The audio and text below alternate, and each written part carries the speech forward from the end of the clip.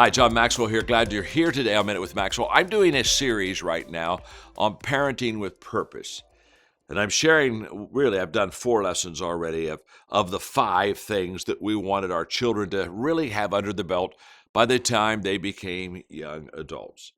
And I've talked about attitude, responsibility, relationships, self-image. And number 5, the 5th thing that is so important, is faith. Now, to be honest with you, you may not be a person of faith, so maybe you want to turn off Minute with Maxwell right now, because I don't want to in any way offend you or press you. That isn't my point. But because I'm a person of faith, it was very important for me, for my children, to have a good relationship with God, to know Him. And not only to know Him, but to be able to communicate with Him and to begin to have a real sense of Him working and living within their lives. And one of the things we found in the area of faith that was so huge was that we had to be the example of that.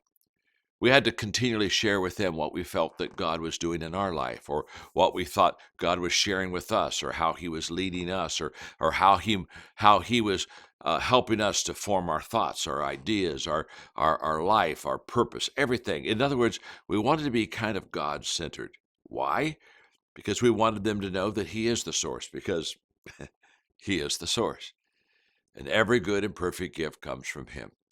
And I just wanted my children to know that, so that as they went through life, kids have doubts. Kids sometimes kind of turn their back on their faith. It's very natural. But if they've watched it in the parents, and if they've seen the example, they may stray a little bit, but they'll come back. In fact, what did the scriptures say? Train a child up in the way they should go. When they're old, they won't depart from it. They'll come back. They'll come back to those roots. They'll come back to that heritage. And faith was important to us. So, 5 things that helped us parent our children with purpose: attitude, relationships, self-image, responsibility, and faith. Now, you don't have to have those 5 as a parent. Go pick your own 5. What's important to you? But I will say this. The difference between parenting and grandparenting is this. Most parents think everything's important, so they have a battle to fight every day with their children. That's not what you want. When you become a grandparent, you look back and say, nah, 90% of that stuff wasn't important anyway. Just go to the essentials, go to the basics. I think that's what parenting with purpose is all about. I hope you've enjoyed this series.